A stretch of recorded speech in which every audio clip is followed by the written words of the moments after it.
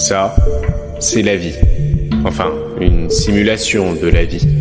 Mais plus on regarde quelque chose de près, moins on sait vraiment ce que c'est. J'ai passé plusieurs semaines à coder quelque chose d'un peu étrange. Un monde artificiel où des créatures naissent, mangent, se battent, se reproduisent et meurent. Et la question que je me posais, c'était: est-ce que l'on peut voir l'évolution se produire en temps réel ? Est-ce qu'en partant de zéro, avec juste quelques règles simples, des groupes distincts peuvent émerger tout seuls ? Oui, mais pas de la façon dont je l'imaginais. Avant de lancer quoi que ce soit, laissez-moi vous présenter le sujet d'étude. Ce que vous voyez, c'est une créature. Je l'appelle comme ça parce que entité biologique simulée, c'est un peu long à dire. Elle existe dans un espace entre la cellule et l'organisme. Elle n'est pas tout à fait l'un, pas tout à fait l'autre. À l'intérieur, elle a un noyau, des organelles, une membrane. Tout ça, c'est du visuel, mais derrière ce visuel, il y a des chiffres. Et ces chiffres, c'est ça qui la rend vivante. Elle a de l'énergie, de la faim, de l'agressivité, un métabolisme, une taille, une résistance thermique, une vitesse. Ces paramètres ne sont pas indépendants. Ils forment un budget, un équilibre. Si tu es très agressif, tu ne peux pas être très énergique en même temps. Si tu es gros, tu consommes plus. Si tu résistes bien à la chaleur, ça a un coût. Ce qui est intéressant, c'est que tous ces paramètres, ce sont des gènes. Vitesse, taille, agressivité, résistance thermique, tout ça est codé génétiquement. Et quand cette créature se reproduit, elle transmet ses gènes à sa descendance, avec de petites erreurs, de petites mutations. Darwin aurait adoré ce truc, ou il aurait été très perturbé, je ne sais pas encore. Voilà le monde. 12 000 unités de large, 7 000 de haut, avec des zones de température complètement différentes, des zones glaciales dans certains coins, tempérées au centre, des zones brûlantes ailleurs, pas de manière symétrique, organique, comme une vraie géographie. Et sur ce monde, 150 créatures, toutes différentes, toutes avec des gènes tirés au hasard. Certaines seront plus agressives, certaines peut-être plus lentes et économes, certaines sont rapides, elles ne le savent pas, elles ne savent rien, elles mangent, se déplacent, se reproduisent. C'est tout. Et pourtant, au début, c'est le chaos. Regardez les graphiques. Population, agressivité, vitesse, taille, résistance thermique et métabolisme. 6 mesures, réparties dans 3 groupes selon leur agressivité de base. Et au début, tout ça ressemble à du bruit. Les groupes ne sont pas encore des groupes, ce sont juste des individus avec des gènes différents qui essayent de survivre dans un monde qu'ils ne comprennent pas. C'est assez humain comme situation. Et puis, quelque chose se passe. Les créatures peu agressives, le groupe vert, commence à dominer. Pourquoi ? Parce qu'elles ne gaspillent pas d'énergie à se battre. La passivité, au départ, c'est une stratégie gagnante. Je sais, ça va à l'encontre de tout ce qu'on nous apprend. Mais attendez la suite. Au bout d'environ 80 000 heures, le groupe rouge commence à bouger. Et là, quelque chose de fascinant se produit. Quelque chose que je n'avais pas prévu. Les prédateurs ne sont pas tous pareils. Certains évoluent vers la chasse en meute. Petite taille, vitesse élevée, ils coordonnent leurs attaques. Ensemble, ils peuvent s'attaquer à des créatures bien plus grosses qu'eux. D'autres évoluent vers la solitude. Grande taille, métabolisme élevé, énorme capacité de dégâts, ils n'ont pas besoin d'alliés, ils n'en veulent pas. 2 stratégies, 2 réponses à la même pression évolutive, aucune n'est meilleure que l'autre. Elles coexistent.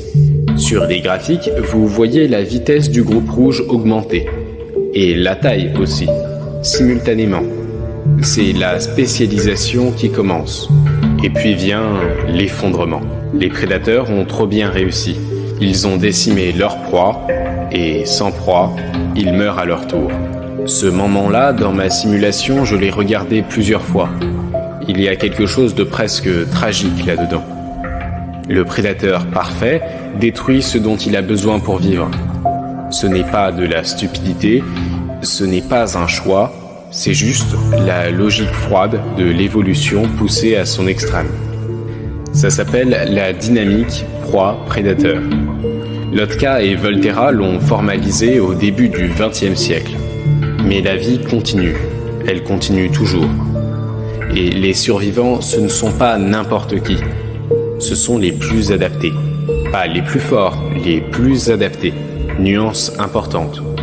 Regardez la résistance thermique du groupe vert. Elle monte, régulièrement, sans s'arrêter, pendant que les autres stagnent. Pourquoi ? Parce que les créatures peu agressives ont trouvé une stratégie de survie brillante. Elles s'éloignent des zones tempérées, là où tout le monde se bat pour la nourriture. Et elles colonisent les zones extrêmes, les zones glaciales, les zones brûlantes. Là où les prédateurs ne vont pas, parce que les prédateurs n'ont pas les gènes pour survivre à ces températures et qu'il n'est pas vital pour eux de s'y rendre. Le groupe vert n'a pas gagné en se battant, il a gagné en partant. C'est peut-être la leçon la plus contre-intuitive de toute la simulation. Au fil du temps, quelque chose d'extraordinaire se produit, sans qu'on leur dise, sans plan, sans intention. Les créatures trouvent leur niche. Le groupe vert dans les zones extrêmes, petite taille, faible métabolisme, résistance thermique élevée, économe, discret, presque invisible. Le groupe rouge, là où la nourriture est dense, grand, rapide, vorace. Métabolisme élevé, ils brûlent vite, ils vivent vite. Le groupe bleu, entre les deux, adaptable, ni trop agressif, ni trop passif. Le groupe du milieu, dans tous les sens du terme. Personne n'a décidé ça. L'évolution l'a décidé. Et finalement, l'équilibre. Les oscillations sont toujours là. La vie n'est jamais vraiment stable. Mais elles sont régulières, prévisibles. Les trois groupes coexistent. Regardez ce graphique. Résistance thermique. Le groupe vert est en haut, qui monte depuis le début. Le groupe rouge, en bas, qui descend. Le groupe bleu, au milieu, stable. 3 trajectoires, 3 histoires différentes, un seul monde.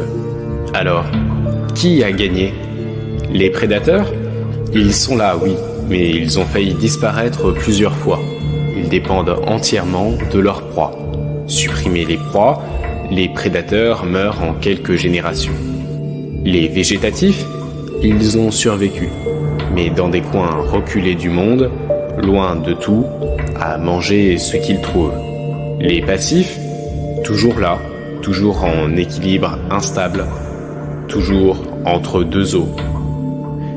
Quel est vraiment l'être suprême, celui qui ne meurt jamais, le haut de la pyramide, l'insaisissable être supérieur? Il n'y en a pas. L'évolution n'a pas de direction. Elle n'optimise rien. Elle ne cherche pas à produire le meilleur prédateur ou la créature la plus intelligente ou la plus résistante. Elle produit de la diversité. Et cette diversité, c'est ce qui permet à la vie de survivre à n'importe quelle catastrophe. Les dinosaures ont dominé la Terre pendant 165 millions d'années. On les considère comme un échec évolutif parce qu'ils ont disparu. Mais les bactéries existent depuis 3,5 milliards d'années. Elles étaient là avant les dinosaures. Elles sont là après.